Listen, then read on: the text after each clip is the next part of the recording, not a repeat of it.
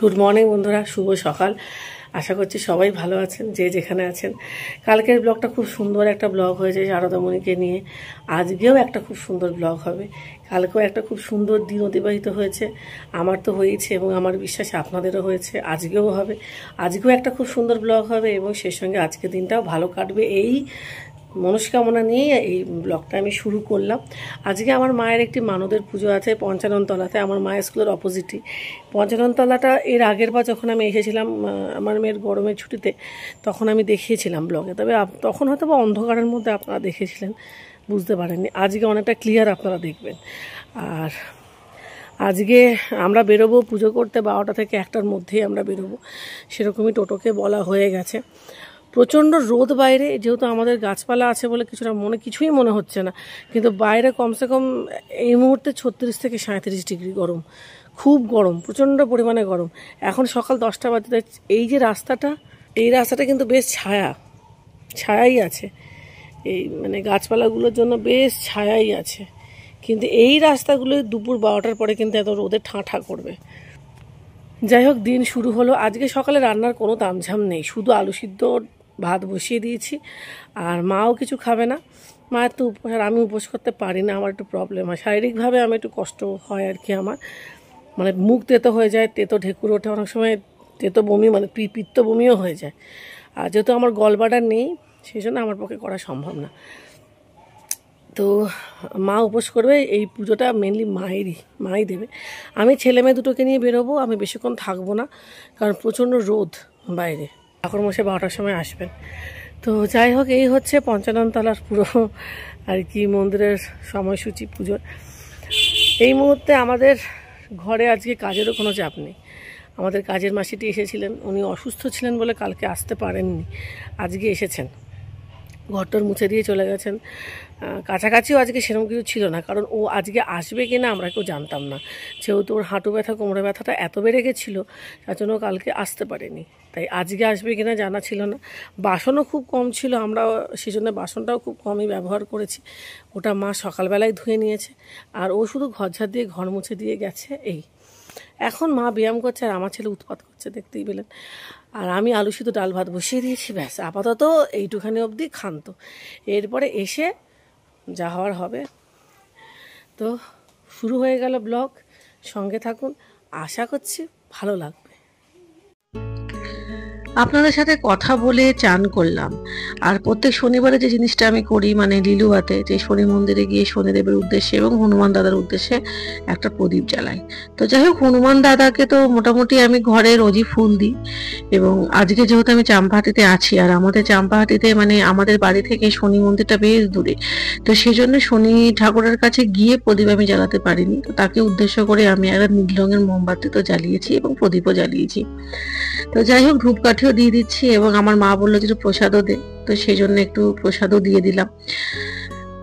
যদিও এই জলের মধ্যে একটুখানি গঙ্গা জল আমি এই মুহূর্তে মিশিয়ে দিচ্ছি, জায়গাটাকেও আগে শুদ্ধ করে নিয়েছি। তো এই মুহূর্তে আমি শনিদেবের উদ্দেশ্যে একটুখানি পুজো দিলাম, মানে ওনার উদ্দেশ্যে একটুখানি নিবেদন করলাম আর কি, আর মনে মনে একটুখানি প্রার্থনাও করলাম। বিশেষ কিছুই নয় বন্ধুরা, মানুষ মাত্রই ভুল হয়, ভুল ভ্রান্তি সবার জীবনেই ঘটে, আমিও হয়তোবা করেছি, হয়তোবা অজান্তেই কারো মনে আঘাত দিয়েছি। সেই উদ্দেশ্যে আমি শুধুই মাত্র ক্ষমা প্রার্থনা ছাড়া আর কিছুই করিনি, এটুকুই আমার করা। তো যাই হোক, ইতিমধ্যে সময় হয়ে গেছে, এবারে আমরা বেরোবো। আমরা এই মুহূর্তে বেরিয়েছি, এই যে আমরা সানগ্লাস পরে নিয়েছি। হ্যাঁ,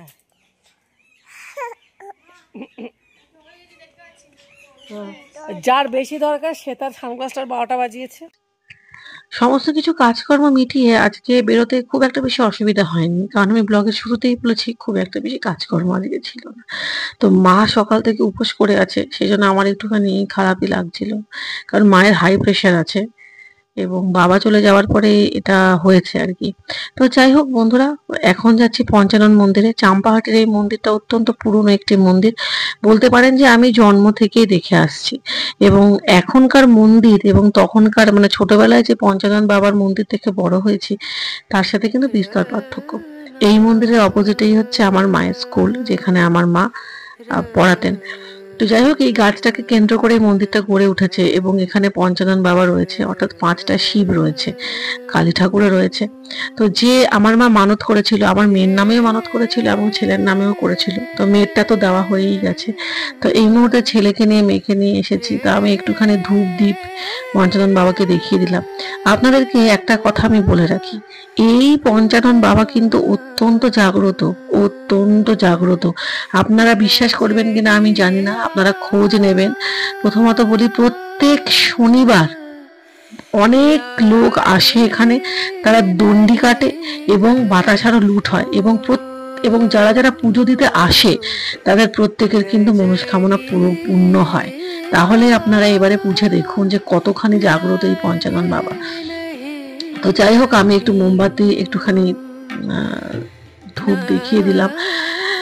আজকে সত্যি কথা বলতে পঞ্চানন বাবার কাছে এসে আন্তরিকভাবে আমি কোনো প্রার্থনা করিনি, কারণ আমার কাছে মনে হয়েছে আমার মায়ের থেকে বেশি আন্তরিক প্রার্থনা হয়তো বা আমি এই মুহূর্তে করতে পারবো না। মা তো করছেই, তবে আমি আবারও বলছি বন্ধুরা, এই ঈশ্বর কিন্তু সত্যিই জাগ্রত। তো যাই হোক, এখন শুধুমাত্র একটা জিনিসই করব, সেটা হচ্ছে মন্দিরে যাব এবং একান্ত মনে একটু ঈশ্বরকে ডাকার চেষ্টা করব। যদিও এতটা কোলাহলের মধ্যে আমি জানি না কতটা আমার মনকে আমি একাগ্র করতে পারবো, তাও চেষ্টা করব। এবং ঈশ্বরের কাছে একটাই প্রার্থনা, আমার ছেলে মেয়েকে ভালো রাখো, পরিবারের সকলের মঙ্গল করো। এটাই, এর থেকে বেশি আমরা কি বা চাই বলুন? আমরা সবাই তো এটুকুই চাই যে আমাদের চারপাশের লোকেরা ভালো থাকুক, সুস্থ থাকুক। তো যাই হোক, আমাদের তো কাজ শেষ হয়ে গেছে, এবার টোটো করে সোজা যাব বাড়িতে। আর বাইরে দেখছেন তো বন্ধুরা, ভালোই কিন্তু লাগবে না মা, চশমাও লাগবে, দুটার কাছে থাক। চলে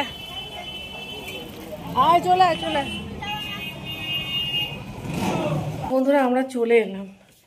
মা রয়েছে, খুব সুন্দরভাবে দেখলাম। এর আগে আমার মেয়েকে নিয়ে যখন গেছিলাম ভিড় ছিল ভালো, আজকে দেখলাম বেশ ফাঁকা। ওকে নিয়ে থাকা গেছিল, আমার ছেলে তো থাকবেই না। আর তার থেকেও বড় কথা, ওকে নিয়ে যাওয়া হয়েছিল শীতকালে, আর মেয়ে হয়েছিল শীতকালে। আর যা গরম পড়ে গেছে, একে নিয়ে থাকা সম্ভবই না, ওই জন্যই চলে আসা হলো। আমরা চলে এসেছি, আপনারাও দর্শন করলেন। আগে এই মন্দিরটা এত সুন্দর ছিল না, ওই গাছটাকে কেন্দ্র করেই ছিল, যার ফলে গাছটা কাটা পড়েনি। এটা একটা পজিটিভ ইয়ে। এখন বেশ সুন্দর করে ওই জায়গাটা শেড টেড দেওয়া হয়েছে, অনেকে আসেন বসেন, অনেকের মানত থাকে, সেগুলো তারা পূরণ করেন, বাতাসা লুট দেওয়া হয়। আচ্ছা, তবে তুলনামূলকভাবে ভিড়টা কম, যতটা ভয় পেয়েছিলাম। আসলে ওইবারে এসে না অনেকটা ভিড় দেখেছিলাম। আর এই পঞ্চানন তলায় যে শুধু চাম্পাহাটির লোকেরা পুজো দেয় তা না, এখানে কিন্তু বারুইপুর থেকেও লোক আসে। বারুইপুর, পিয়ালি, ঘুটিয়ারি, যারা জানে তারা কিন্তু এখানে আসে। যাই হোক, এবারে আমরা খাবো। আলু সিদ্ধ ভাত তো করাই আছে, খাওয়া দাওয়া করবো, করে ঠোরে দেখা যাক মা কখন আসে। বাইরে ভীষণ রোদ। ঠিক আছে বন্ধুরা, আবার দেখা হচ্ছে সন্ধ্যাবেলা। তখন আবার আজকে একটু বিকালবেলা বেরোনোর প্ল্যান আছে। আমি আর আমার মেয়েই হয়তো আবার বেরোবো, একটু কিছু কেনাকাটা আছে, মাংস টাংস কিনবো, চিলি চিকেন করবো আর কি কালকে, এরকম একটা প্ল্যান আছে। দেখা যাক কী হয়। শুভ সন্ধ্যা, আলোর দিকে যাই। শুভ সন্ধ্যা বন্ধুরা। এখন আমি আর আমার মেয়ে এই যে আমরা বাজার করতে যাচ্ছি, কালকে আমরা চিলি চিকেন খাবো, ওই জন্য আমরা মাংস কিনতে যাচ্ছি। একটা এরকম হয়ে গেছিল এই অন্ধকারে। চলুন আমাদের সঙ্গে, চলুন। ছাওয়াটাকে তুলি দাঁড়া।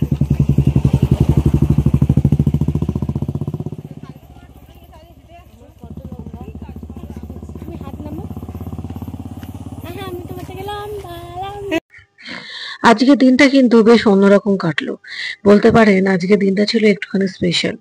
সকাল থেকে আজকে একটা মন্দিরে যাব, এবং যে মন্দিরটা অত্যন্ত পুরনো, এবং যে মন্দিরটা আমি জন্ম থেকে দেখেই বড় হচ্ছি। বলতে পারেন যে চাম্পাহাটির এই মন্দিরটা আমার জন্মেরও আগে। এটা যে কত বছরের পুরনো সেটা আমি সত্যি কথা বলতে জানি না, আমার মা হয়তো বা বলতে পারবে। তবে যাই হোক, সমস্ত কিছু মিলিয়ে মিশিয়ে ভালো লাগলো। মায়ের মুখে অনেক গল্পও শুনেছি। তো যেটা শুনেছি সেটা হচ্ছে অত্যন্ত জাগ্রত মন্দির, এবং প্রত্যেক শনিবারেই যাদের মানত পূরণ হয় তারা কিন্তু আসে এখানে। তাহলে বোঝাই যাচ্ছে কতখানি এই মন্দিরটা জাগ্রত। যাই হোক, বাজার হাট সমস্ত কিছু করা হলো। আজকে কিন্তু বাজারে বেশ মাছও ছিল, কিন্তু আমরা আজকে তো মাছ কিনিনি, আমরা কিনেছি মাংস। বাজার থেকে ফিরে এসে একদমই আর দেরি করিনি, সঙ্গে সঙ্গে আমরা রাতের খাবারের প্রস্তুতি নিয়ে ফেলেছি। আজকে রাতের খাবারে বিশেষ কিছুই ছিল না, যেটা ছিল সেটা হচ্ছে স্যালাড, আলু সিদ্ধ আর ডাল। আপনারা কে কে এরকম আলু সিদ্ধ ডাল ভাত খেতে ভালোবাসেন, বিশেষ করে মায়ের হাতের তৈরি, আমাকে অবশ্যই কমেন্টের মাধ্যমে জানান। আমার কাছে এই সিম্পল খাবার দাবার গুলোই ভালো লাগে। আমরা তিনজনেই খুব আরাম করে খেয়েছি, আমি, আমার মা আর আমার মেয়ে। রাতের বেলা নো তামঝাম, নো কিছু। আজকের দিনটা আমার অত্যন্ত ভালো কেটেছে।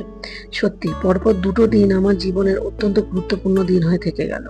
চাম্পাহাটিতে এলে চেষ্টা করব বারে বারে মন্দিরে যাওয়ার এবং সারদামণি আশ্রমে যাওয়ার, এবং সেই সঙ্গে আপনাদেরকেও নিয়ে যাব। যাই হোক বন্ধুরা, রাতের খাবারটা শেষ করে ফেলি, তারপরে আপনাদের সাথে আজকে বেশ একটু মজাও করব রাতে। তো ঠিক আছে, ভয়েস ওভারটা এতটুকুই থাক, এইবারে দেখা হচ্ছে সামনে এসে।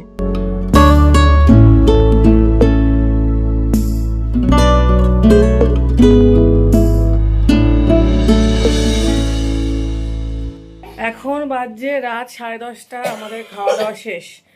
আজকে তো আমরা স্যালাড খেয়েছি, আলু সিদ্ধ খেয়েছি আর ডাল খেয়েছি আর ভাত, ব্যাস।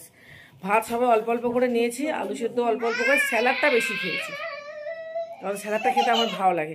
ও আর লাস্ট কাজ তো আমার করাই হয়নি, চিয়া সিডস ভেজানো হয়নি। চলুন চিয়া সিডস ভেজাই।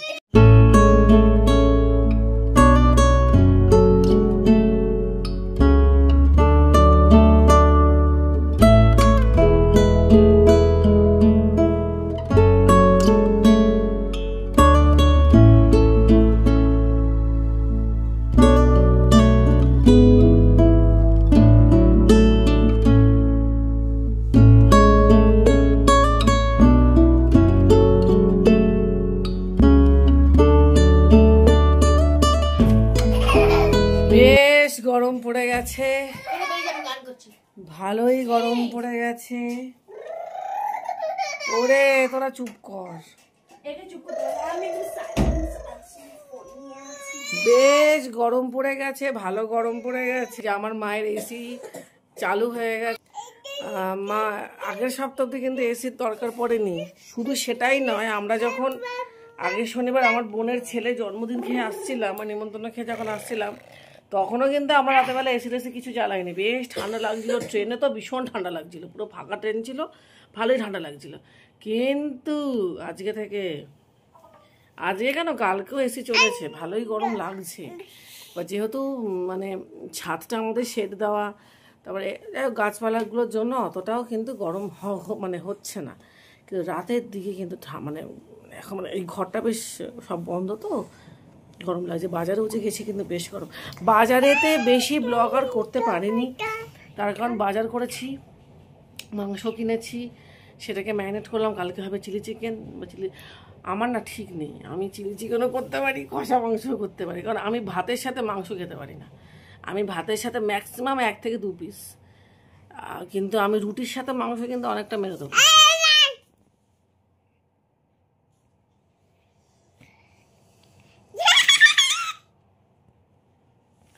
ও কিছু বলছে আপনাদের আর কি।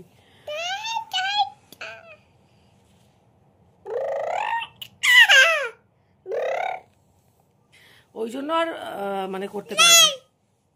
আজকে বাজার থেকে সজনে ডাঁটা, একটা বড় একটা বড় লাউ, পটল, করলা, সব এগুলো কেনা হয়েছে।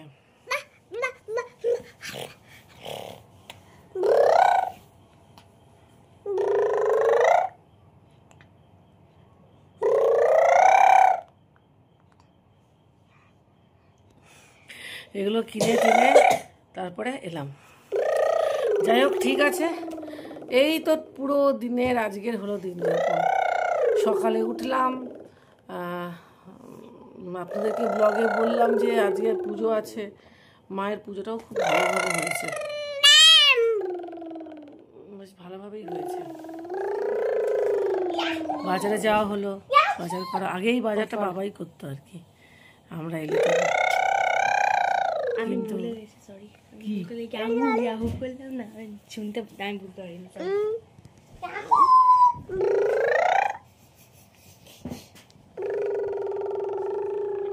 Lucia.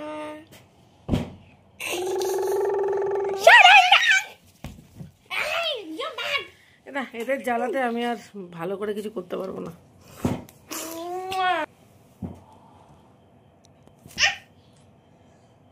আমার মা এবার শুতে চলে আসছে। বাড়িতে এলাম, এসে আর ব্লগ করিনি, মানে বাজারে ওইটুখানি ব্লগ হয়েছে, আর করা সম্ভব ছিল না বাজারে। আর বাড়িতে এলাম, ভাত খেলাম, তো ইন্ডিয়ান আইডল দেখলাম, এই সমস্ত করে এদের জ্বালাতে কি আর কথা বলতে পারি। ঠিক আছে, তাহলে কালকে আবার দেখা হচ্ছে একটা নতুন ব্লগে। সবাই ভালো থাকবেন, সবাই আনন্দে থাকবেন, আর সবসময় মনে রাখবেন যে ঈশ্বর সবার সঙ্গে আছে। আমাদেরই ডাকতে তাকে ভুল হয়, এটাই আর কি। মন থেকে ডাকলে তিনি সাড়া দেন। তো এটা নিয়ে, এই মনোভাব নিয়েই আজকে শেষ করছি ব্লগ। আশা করছি আপনাদের দিনটাও ভালো কেটেছে, আমার দিনটাও ভালো কেটেছে। Tata, bye bye. সবাই ভালো থাকবে, আনন্দ থাকবেন। আবার দেখা হচ্ছে কালকে। টাটা করে দাও। টাটা বলো। Annyeong. Annyeong. Annyeong to everyone.